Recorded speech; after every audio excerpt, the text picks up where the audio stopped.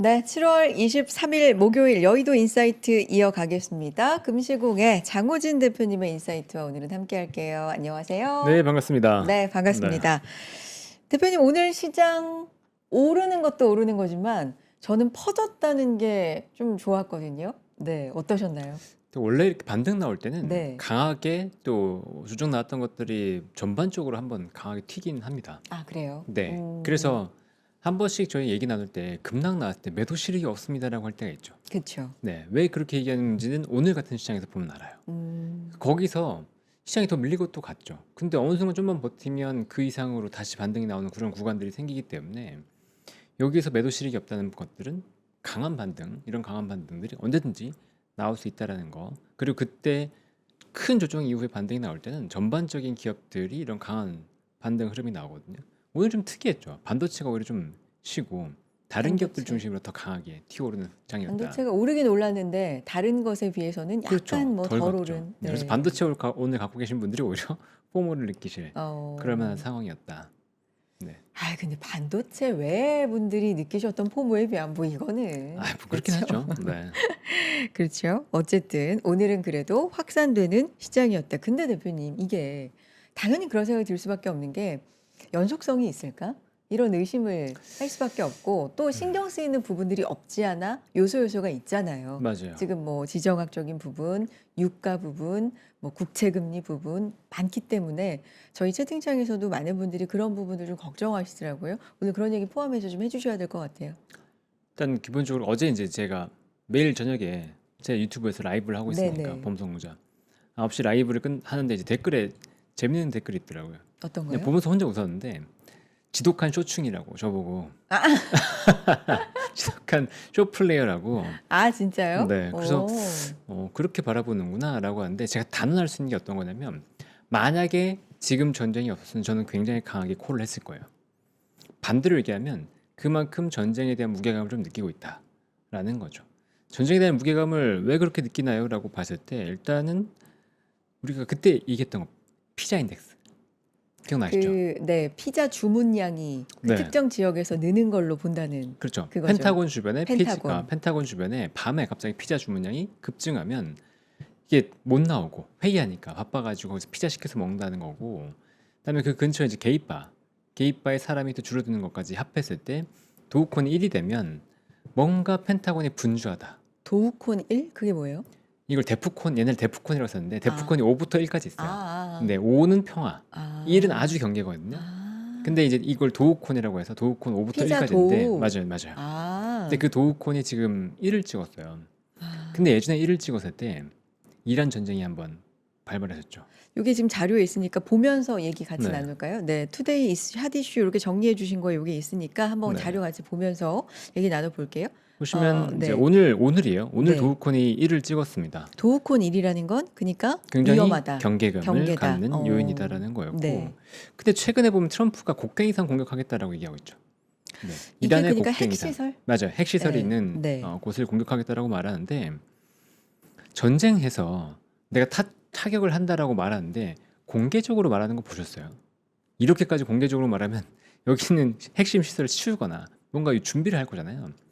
그래서 저는 이건 디코이 같아요. 약간 그러니까 유인하려고 하고 실제 성동격서로 다른 데를 칠 것 같습니다. 어쨌건 간에 지금 굉장히 유의미한 공격을 앞두고 있는 건 확실한 것 같아요. 그리고 또 무슨 얘기가 나냐면 중동의 전투병과 의무 요원을 대규모 증파했는데 전쟁 초기에 의무 요원 100명 정도를 파견하는 게 있었거든요. 근데 그때는 미군 부상자들이 꽤 많았어요. 미군 공격을 많이 했으니까 미군 기지 같은 거.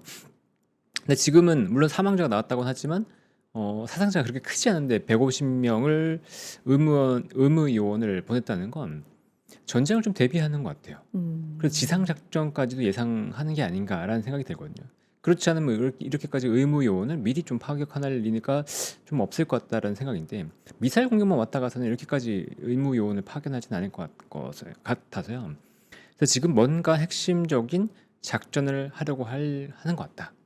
그게 트럼프 입장에서는 지금 어떻게든 핵 관련돼서 이란에 조금 항복을 더 받아내는 상황이기 때문에 뭐 농축 우라늄을 탈출하든 아니면 핵시설 더 공격을 하든 뭐가 됐든 간에 이런 트럼프는 좀 더 자기의 입지를 더 구축하기 위한 공격을 하려고 하는 것 같다라는 게 걱정입니다. 제 기억에 2월 말인가요? 전쟁이 시작이 그랬죠. 2월 된 28일이었죠. 거죠. 네. 2월 말이었는데 그 전부터 요 피자 지수 얘기를 했죠. 해주셨었어요. 방송에서. 맞아요. 그래서 전쟁이 진짜 일어나고 나서 피자 지수가 요게 그래도 맞나 보네라는 생각을 했는데 요게 사실은 뭐 공식적인 어떤 그러진 않아요. 아주 신빙성 있는 지표는 아니고 네. 근데 그냥 제가 이제 이렇게, 피자 네. 인덱스 2를 봤을 네. 때 지난번에 2를 봤을 때 전쟁 재개됐습니다. 2였어요 그때가. 네네, 그때. 그리고 이번에 1이 나오더라고요. 그래서 직전에 진짜 전쟁 딱 재개되기 직전에 제가 도우콘을 그냥 한 번씩 확인하거든요. 근데 이거 딱 뜨면서 이거 이상하다라고 했었는데 바로 때리더라고요. 그래서 최근에 요게 또 1로 오늘 찍었죠. 라는 네. 부분들이 그래서 지금 트럼프도 굉장히 공격적인 발언을 실제로 하고 있는 상태에서 백악관에서 어떤 형태의 타격을 펜타곤에서 어떤 형태의 타격을 할지는 모르겠지만 굉장히 밀도 있는 협의를 하는 것 같다. 지금 상황에서는. 그럼 이게 또 유가에 굉장히 큰 변수가 될 수 있잖아요. 그리고 홍해가 지금 막혀 있는데 이란이 뭐라고 얘기하고 있냐면 여기 때리면 나 후티 반군한테 홍해 막으라고 말해놨다 이렇게 얘기를 하고 있어요. 그리고 실제 오늘 홍해에서 사우디 인근의 유조선이 첫 피격이 있었습니다. 그렇기 때문에 홍해가 또 막히는 그런 우려감이 들었는데 요거 지도를 한번 보시면 호르무즈가 막히는 것과 홍해가 막히는 건 또 달라요. 네, 호르무즈가 막히면 여기서 지금 나와야 되는 원유들이 못 나오는 거죠. 그렇죠. 근데 홍해가 막히면 지금 사우디가 호르무즈가 막히니까 여기서 우회로로 서쪽으로 파이프라인을 연결해서 얀부라고 하는 항구에서 수출을 하고 있었거든요. 그게 홍해를 통해서 이렇게 나오고 있었는데 여기 홍해를 막아버리면 사우디가 돌린 이 물량도 나오지 못하게 되죠. 그럼 어디로 돌아야 되냐? 이 수에즈 운하를 통해서 돌아야 됩니다. 그럼 희망봉을 돌아서 아시아를 또 와야 되죠. 그러면 이게 추가적으로 걸리는 시간이 한 14일에서 15일 정도가 플러스가 돼요. 더 걸린다는 거죠. 그렇죠. 보름 정도가. 네. 그럼 원유 사용량이 늘어날 거고요. 그다음에 여기에 대한 용선료가 더 늘어나겠죠. 그렇죠. 그다음에 이거 막히는 것으로 인해서 지금 유가 자체가 올라가게 되죠. 그다음 보험료도 올라가요. 선체에 대한 보험료 올라가고. 그다음에 이 수에즈 운하를 통과하려면 VLCC, Very Large Crude Carrier가 못 통과합니다. 아주 큰 데가. 네, 무거우니까 네. 이 선체 깊이가 깊어져서 스틸코 있는 원유의 일부를 수메드 파이프라인이라고 하네. 그쪽으로 옮겨서 다시 실어야 돼요. 그럼 거기에 대한 비용 또 들어가죠. 그러니까 여기 돌아가는 건 비용이 원유 배럴당 비용이 뭐 최소한 10% 이상 붙는다고 좀 봐야 될 것 같거든요. 그러니까 전반적으로 봤을 때 이게 굉장히 불안 요인이 되고 있고 만약에 홍해가 지금 현재 후티 반군은 뭐라고 얘기했냐면 사우디의 유조선, 사우디에서 원유 싣고 오는 것들 공격하겠다고 했는데 만약 여기에서 모든 선박 통행을 제한하겠다라고 하면 컨테이너 선도 문제가 되잖아요. 그러면 아시아에서 유럽으로 가거나 유럽에서 아시아로 가는 것도 막히거든요. 그러면 전반적으로 해상 운임이 굉장히 올라가면서 그쵸. 부담이 공급발 인플레이션에도 그렇죠. 부담이 커지는 거라서 이거는 또 다른 이슈입니다. 호르무즈가 막히는 것과 홍해가 막히는 건 또 다른 이슈로 봐야 돼서 이 두 개가 동시에 막히면 분명히 유가를 치게 될 거고요. 그러면 전체 시장에 대한 부담이 커질 수 있기 때문에 이것만 아니면 진짜 안타까워했어요. 정말 안타까웠는데 이것만 아니면 저는 좀 더 세게 볼 거라고 얘기했었고 아침에 구독자 라이브를 하면서 이제 뭐라고 얘기 들었냐면 여러분들이 업사이드 리스크를 예상하는 거 그러니까 나는 올라가는 게 무서워. 포모가 더 무서워라고 하는 분도 있고 나는 내려가는 게 더 싫어. 올라가는 건 좀 견딜 수 있어. 요즘 조모라고 하죠. 조모. 난 조모는 괜찮아. 근데 포모는 견딜 수 있어. 이런 분도 있고. 그러니까 이 두 가지 상황에 따라서 지금 전쟁의 리스크를 얼마나 감당하는지에 따라서 매매를 좀 결정하세요라고 말씀을 드리긴 했었습니다. 그래서 전쟁의 리스크를 직접 판단하실 때 조금 덜하다고 한다면 원하는 기업들 지금 매수해도 괜찮은 시점이긴 하다.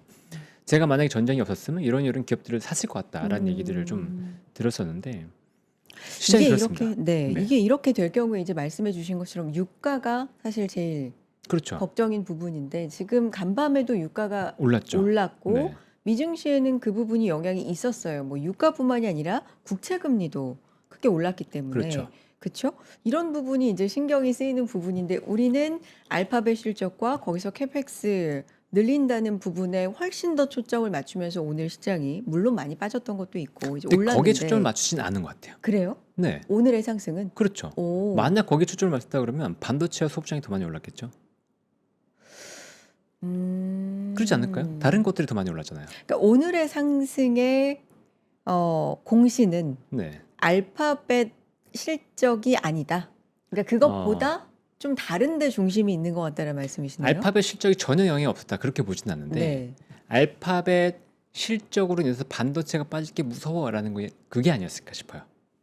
이해되세요? 반도체가 밀리면 어차피 다른 거 다 밀려라고 하는 그 공포감이 더 크게 작용했기 때문에 근데 그건 막았다. 그거 막았다. 아. 그러니까 반작용으로 다른 기업들이 더 빨리 튀어오른 게 있었던 것 같습니다. 전반적으로 시장 전반적으로 보면. 그러니까 알파벳의 실적이 뭐든 간에 우리 그 반도체 투톱을 무너뜨릴 만한 만약에 어떤 결과가 있었다면 그 두 개도 문제지만 다른 게 훨씬 더 빠질 수도 무너질 있다. 위기였는데 그렇죠. 일단은 막아줬다라는 그렇죠. 거에서 다른 것들도 네. 이제 같이 그러면서 투심이 개선된 아, 거죠. 네. 그렇게 해석하시는군요. 저는 그렇게 봐요. 그게 아니라고 한다면 반도체가 더 가야죠. 그쪽으로 더 쏠렸어야죠. 그러면 그 알파벳 실적 얘기 나온 김에 네. 실적 발표가 되고 나서 포인트는 그거잖아요. 돈 버는 AI 기업인 거 확인했고 네. 돈 잘 벌었고 네. 캐펙스 투자도 만족스럽게 늘렸고 늘린다고 했죠. 만족스럽진 않아요. 만족스럽진 않아요. 네. 근데 저는 어쨌든 뉴트럴이라고 늘리고. 얘기했습니다. 네. 뉴트럴, 중립적이지만 맞아요. 어쨌든 늘렸어요. 늘렸고 요건 의견에 따라 다르겠지만 근데 이제 분기 잉여 현금이 몇 년 만에 몇십 년 만에 마이너스로 마이너스였죠. 돌아섰다는 거잖아요. 한 8조 그렇죠. 원 규모라고 알고 있는데 네. 어쨌든 요 부분 때문인지 시간외 거래에서 알파벳은 빠졌고 근데 뭐 그건 어떻든지 간에 어쨌든 투자 계속 한다는 거잖아. 그럼 우린 좋네. 뭐 이렇게 해석이 됐을 수도 있지만 네. 만약에 오늘 밤에 열리는 미국 시장에서 그게 영향이 돼서 다 좀 기술주나 이렇게 영향을 받는다면 우리는 어떻게 되는 건가? 이런 것도 좀 생각을 해보게 돼요. 그래서 반도체가 많이 못 갔다고 봐요. 아, 다른 오늘? 것 대비해서. 네. 음, 그러니까 만약에 이 캐펙스 증설에서 우리가 뭐 굉장히 만족했다 그러면 이 정도 급락이 나왔으면 사실 10몇 프로 올라야지 되는 거죠. 예전 같았으면. 네. 그리고 실제 1분기 실적 캐펙스 막 증설 나오고 났을 때는 반도체가 그때 엄청난 대상승을 갔으니까. 근데 이번에 보면은 증설 규모가 1,800억에서 한 1,900억 달러 있던 걸 투자 금액을 1,900억 달러에서 2,050억 달러로 증액했죠. 그러면 한 5% 정도 증액한 거잖아요. 원래 계획보다. 대략 한 5% 정도. 그렇죠? 100억 달러 정도. 100에서 150억 달러니까 한 5%에서 7% 정도 증액을 했어요. 그러면 저희 얘기 나눴던 게 있죠. 지금 반도체 가격 상승으로 인해서 캐펙스 증가분이 진짜 못해도 15에서 한 20% 정도 된다. 번스타인에서는 30%까지도 반도체 가격 상승으로 인해서 캐펙스 비용이 증가했다라고 얘기를 하고 있어요. 네, 잠깐 지금 말씀 중에 또 장표가 있어서 요거 보면서 네. 얘기할까요? 알파벳 실적? 네네. 네. 지금 AI 캐펙스가 이제 1,800에서 1,900억 달러 한다고 네. 했고 지금 원래 기존이 그리고 새롭게 한 게 이제 1,900억에서 2,050억 달러. 그러면 이제 뭐 저가 뭐 고가 한번 비교해서 보시면 최소한 5%에서 맥스 한 10% 정도 네, 늘린 거예요. 10에서 한 10몇 프로. 근데 하반기만 따져서 본다고 하면 이거 뭐 상반기 하반기 따진 합한 거니까 상반기가 한 800억 달러 들어가고 하반기에 그러면 이제 1,000억 달러에서 1,100억 달러 보던 게 이제 1,200억에서 한 1,300억 달러까지 보는 거죠. 대충. 그러면 원래 목표했던 것보다 그래도 한 10몇 프로 증설, 그쵸. 증액된 거죠. 네네. 최소. 그러면 하반기 기준으로 봤을 때. 그러면 이게 증액 규모가 저는 이거보다 더 컸어야 된다라고 보는 거예요. 네. 우리가 동일한 기가와트를 투자한다고 했을 때 이것보다 규모가 커야지 지금 알파벳이 더 유의미하게 투자한다. 진짜 우리가 그러니까 증설 투자 규모를 늘린다라는 건데 지금은 야 이거 우리 지금 이거 원래 하겠다고 하는 그 캐파 요거 유지하는 것도 좀 벅찬일 정도네. 약간 이런 느낌을 받았거든요. 개인적으로는. 그래서 이 증액이 생각보다는 크게 시장에 영향이 없을 거다라고 일단은 좀 봤었고요. 그래도 실적은 잘 나왔죠. 실적 자체는 이제 서프라이즈가 나오기도 좋았는데 방금 말씀하신 부분에서 이제 잉여 현금 흐름이 문제가 되고 있습니다. 58억 6억 달러 지금 마이너스면 한 우리나라 돈으로 치면 8조 원 네네네. 네, 이상의 적자를 보는 거죠. 그럼 적자를 봤다 자체가 문제는 아닐 겁니다. 당연히 알파벳 내부에 돈도 있을 거고요. 이걸로 해서 무너진다 이렇게 볼 수는 없는 거죠. 근데 우리가 이제 생각해야 될 건 뭐냐면 알파벳이 내년에 증액한다면서요. 그렇죠? 투자를 증액하는데 이 투자 증액만큼 알파벳의 실적이 빠르게 올라오느냐? 그건 아니죠. 지금 현재 투자한 것 대비해서 제미나이나 이런 것들이 성과가 안 나니까 투자한 만큼의 성과가 바로 꽂히지는 않을 거예요. 그러면 이제 우리는 신규 투자, 지금까지 투자한 걸 봤을 때 449억 달러 투자하니까 지금 58억 달러가 적자네. 그럼 약간의 증액이 있다고 하더라도 3분기, 4분기에도 FCF는 적자죠. 당분간은 그렇죠. 네. 근데 내년에 우리가 투자해서 좀 더 기대하려면, 더 좋으려면 내년에 투자 금액은 얼마가 돼야지 우리가 만족할까요?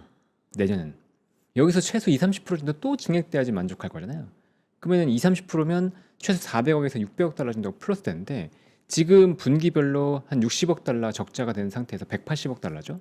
그럼 여기 플러스로 곱하기 4하면 6, 4, 24, 240억 달러에 내년에 증액되는 걸 감안한다고 치면 최소한 700억 달러, 800억 달러 정도의 자금이 적자가 돼요.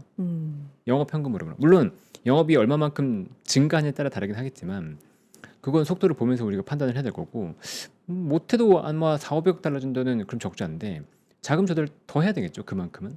그러니까 거기에 대한 부담이 알파벳에서 분명히 있고 그 자금 조달에 대한 부담이 있는 상태에서 우리가 금리가 지금 높은 걸 경험하고 있잖아요. 이게 더 문제죠.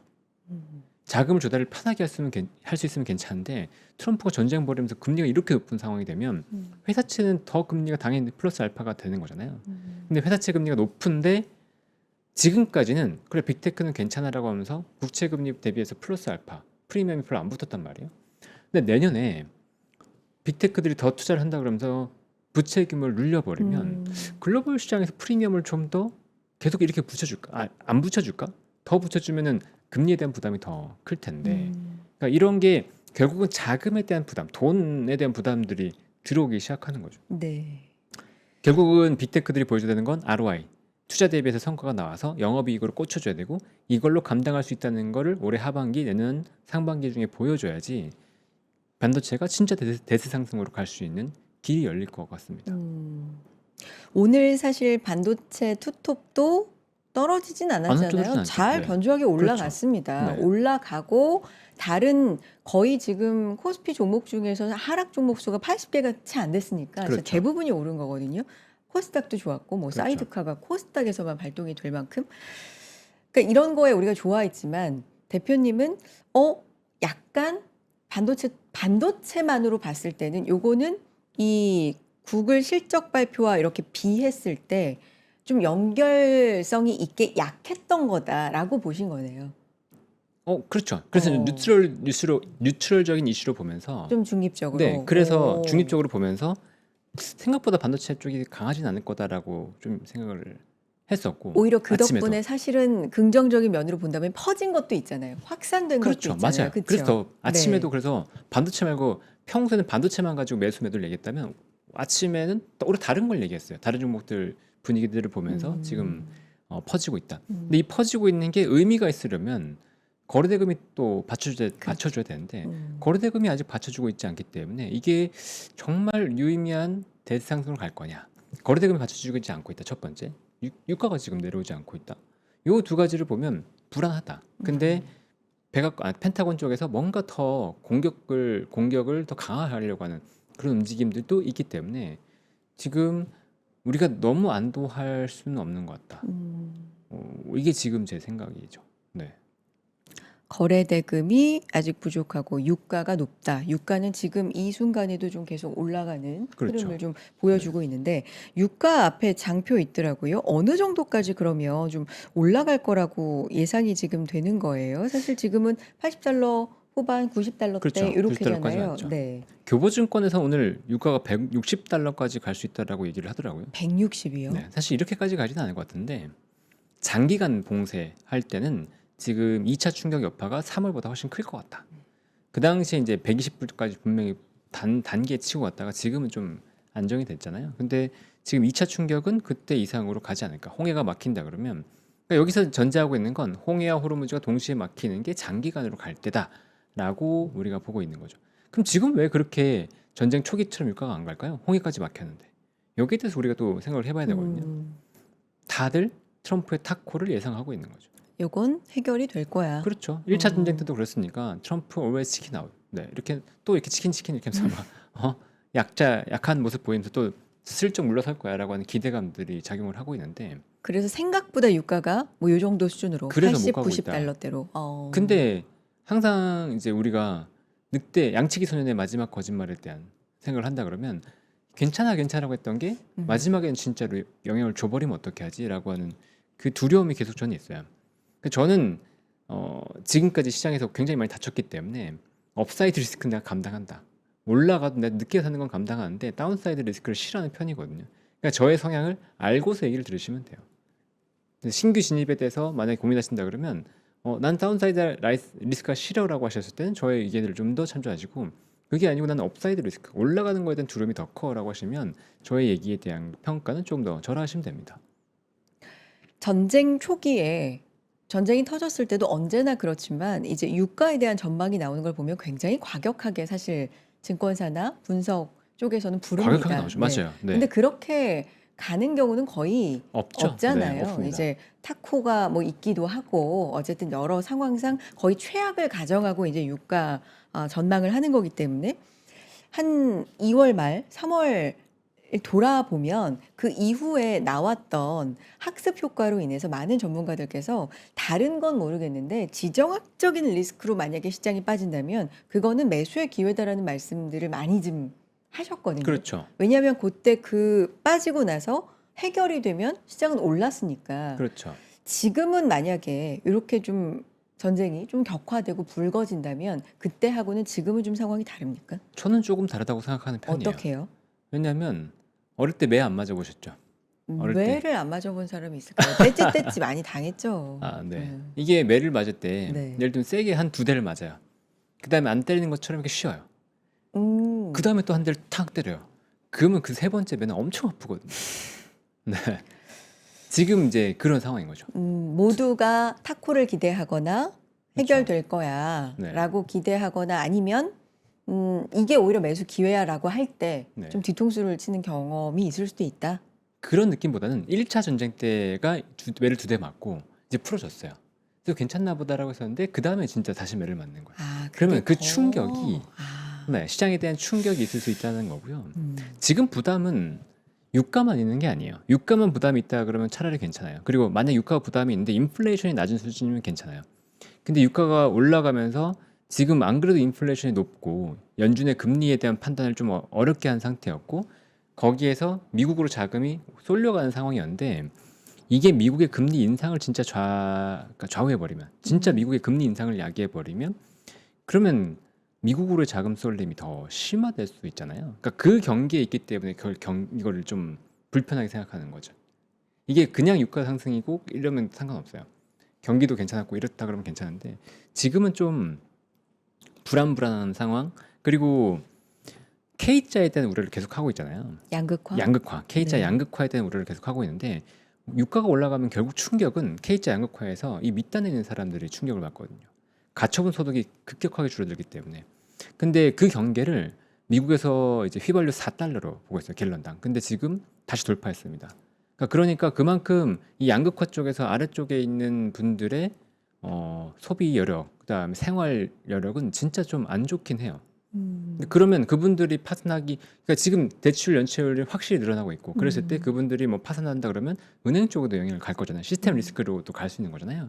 그러니까 그게 이렇게 연결이 되고 있기 때문에 저는 그 불편한 그림들을 그리고 있는 거죠. 그러면 여기에 대한 리스크를 지우고 난 다음에 난 편하게 하겠다.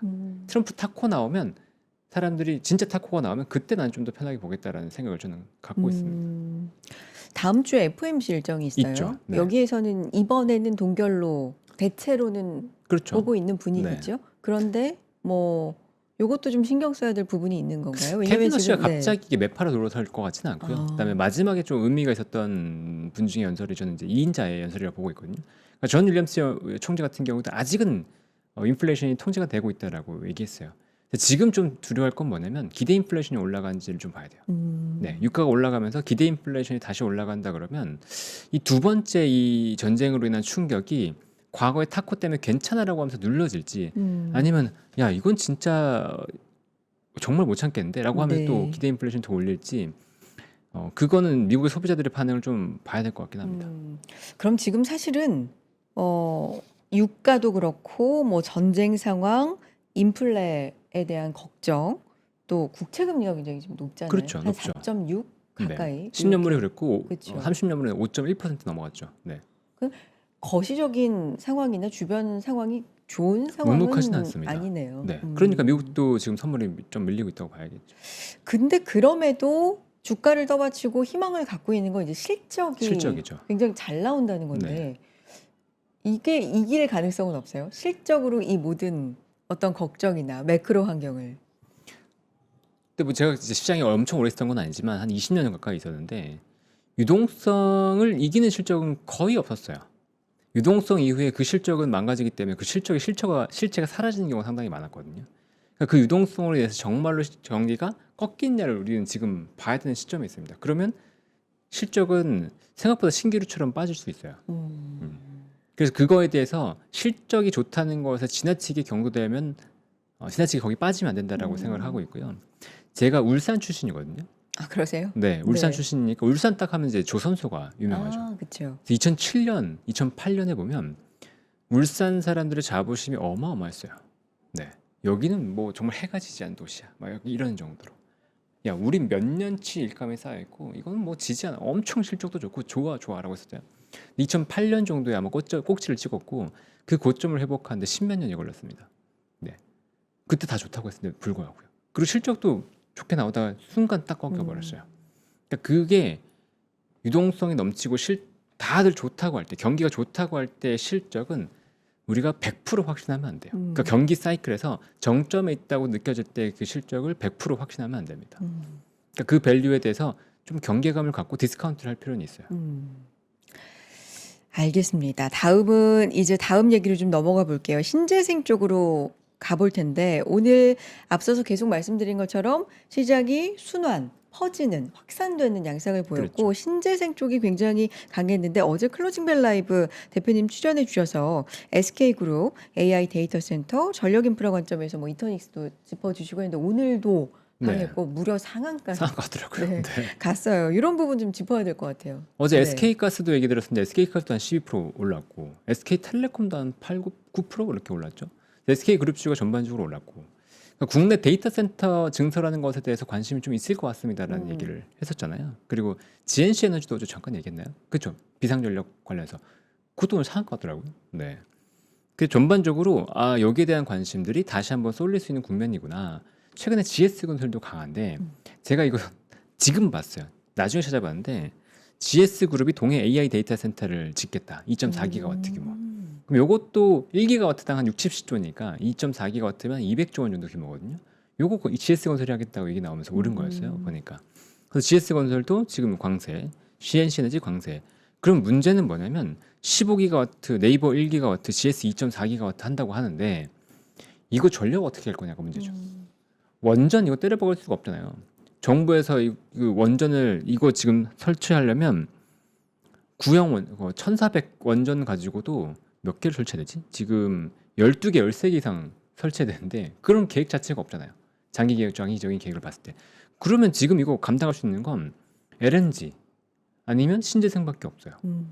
그러니까 신재생 관련된 기업들이 지금 더 각광을 받았던 게 아닌가 싶고 오늘 OCI 홀딩스 급등 나왔죠. 현대에너지솔루션 급등 나왔죠. 뭐 그런 영향들이 이 AI 데이터 센터 관련해서 있는 게 아닌가 싶습니다. 그래서 이번 모멘텀이 계속 갈지 살짝 소강 상태가 됐다 다시 갈지는 모르겠는데 AI 데이터 센터 관련된 관심은 분명히 갖고 있어야 될 것 같아요. 그리고 그 이후에 데이터 센터 건설된 이후에 우리가 관심을 가져야 될 건 SK텔레콤, 뭐 네이버, 그다음에 SGC 에너지 직접 데이터 센터 같은 걸 운영하겠다고 얘기 나오잖아요. 거기서 실적들이 뽑혀서 나올 거기 때문에 그런 기업들에 대한 관심은 추후적으로 좀 가져야 될 것 같다라는 생각을 하게 됩니다.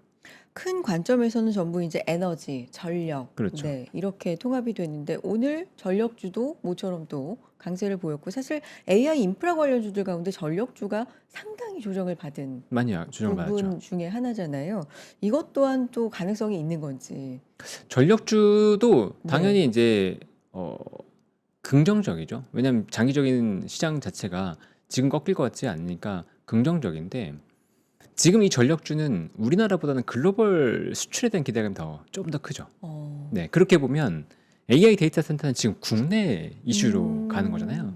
근데 여기 글로벌 이슈에 대한 관점이 분다 그러면 지금 AI 캐펙스에 대한 우려가 완전히 경감된 게 아니죠. 이게 완전히 경감됐으면 반도체가 이거보다 더 써야 된다고 말씀을 드렸으니까 만약 그랬다 그러면 경감이 됐다 그러면 이제 반도체 가야 돼? 그럼 전력도 가야 돼. 이게 더 성립이 됐을 텐데 그거는 조금 약했던 것 같아요. 오늘은.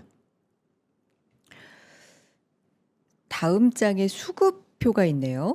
외국인이 지금 몇 거래일 연속해서 4거래일인가요? 이게 네, 사주는 게 사주고 있죠. 굉장히 반갑기도 하고 장 초반부터 이제 조 단위로 어제부터 또 들어오는 것도 이제 반갑긴 한데 개인이랑 반대로 지금 움직이고 있습니다. 수급적으로도 지금 인사이트 얻는 게 있으세요? 거래 대금이 걱정이었어요. 거래 대금이 네, 거래 대금이 보시면 코스피 거래 대금이 불과 7월 14일만 하더라도 40조 원대. 네, 3, 40조 원대를 그냥 꾸준하게 이어왔었거든요. 근데 7월 16일에 29조 8천억, 그다음 29조 6천억, 24조 8천억. 지금 상승할 때 보면 30조는 돌파를 못 하고 있어요. 외국인들이 강하게 살고 있음에도 불구하고 거래가 활발하지가 않습니다.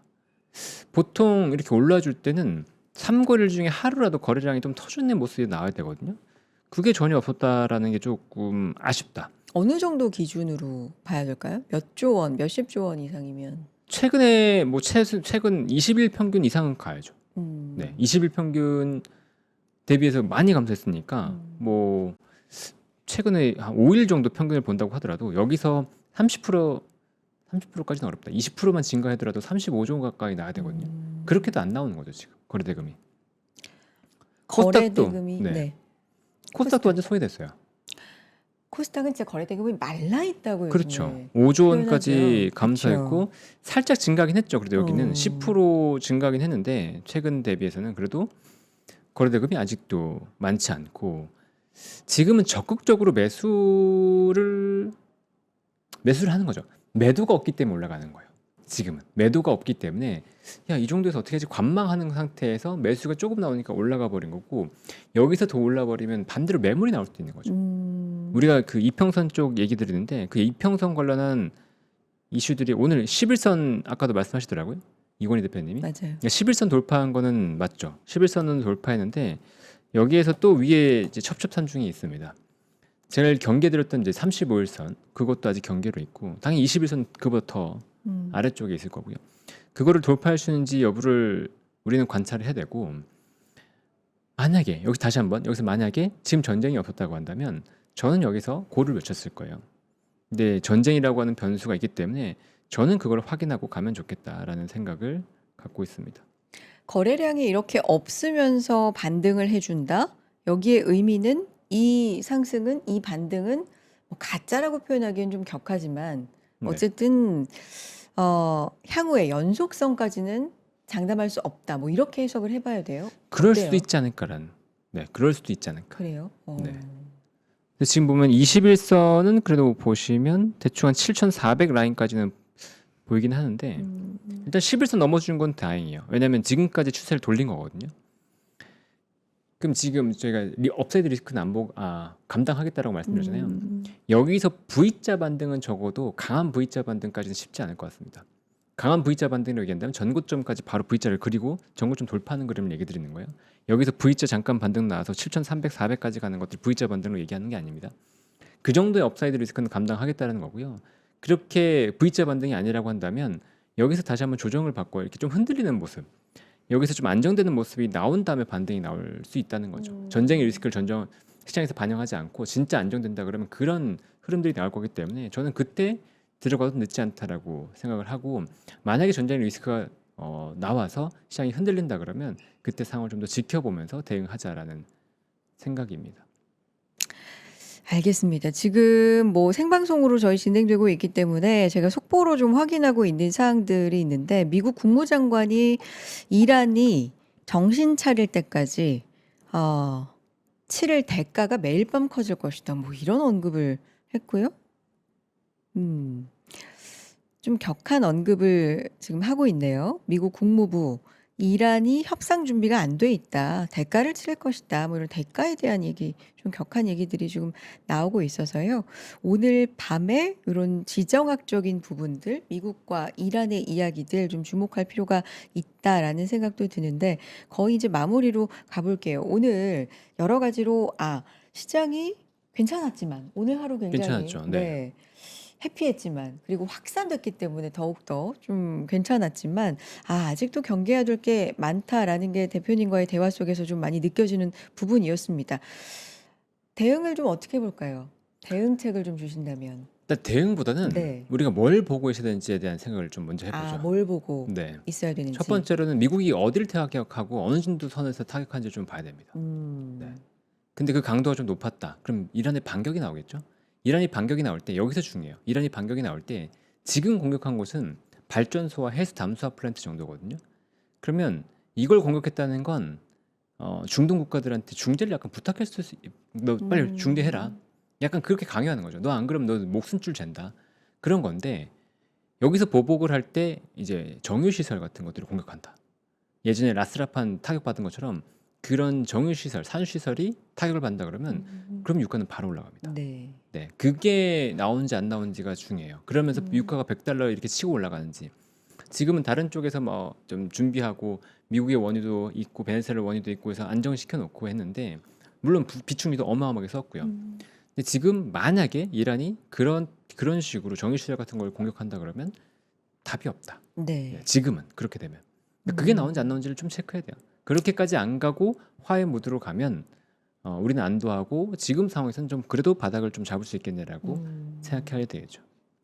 그럼 여기서 조금만 그러면 이거는 이제 조심해야 될 부분을 말씀해 주신 거고 그리고 반대편에서 희망을 좀 혹시 또 찾아본다면 매크로가 이 상태에서 더 나빠지지만은 않는 상태에서 지금 실적 발표들 나오고 있는데 잘 나오고 네 오늘 뭐 구글처럼만 나와주면서 캐펙스 투자를 계속 지속하겠다라는 말들이 계속 나와준다면 매크로가 이 정도 유지되는 상황에서 그러면 증시에는 긍정적이에요?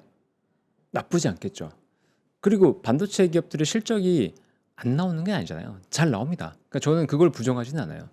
그리고 고점 대비해서 거의 반토막이 났기 때문에 지금 상황에서 보면 고점 대비 밸류는 더 낮아졌잖아요. 그러니까 여기서 주가가 올라가는 거 저는 인정합니다. 그러면 이 주가 실적이 금방 꺾일 거냐? 그렇지도 않아요. 2027년까지는 네. 오히려 더 증액이 나올 거고 2028년부터 약간의 감액 정도인 네. 거지. 그러면 그걸 감안했을 때 반도체가 여기서 박살나고 여기서 반드시 무너져야 되냐? 네. 그렇게 저도 그렇게 보는 시각은 아니거든요. 근데 제가 반등을 봐야 될 타이밍에 전쟁이라고 노이즈가 들어왔고 그 전쟁이라고 하는 노이즈는 여러분들이 생각하는 것보다 실질적으로 AI 캐펙스에 영향을 줄 수 있기 때문에 그걸 경계하고 있는 정도입니다. 알겠습니다.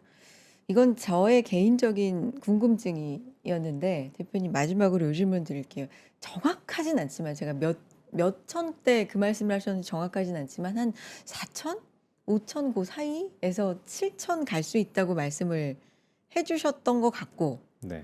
제 그 기억에. 전부터 하긴 했지만 그 전부터 하셨어요? 네, 명예코랑 있을 때 이제 그래요? 제 기억이 정확하진 않아요. 네. 몇 천대였는지.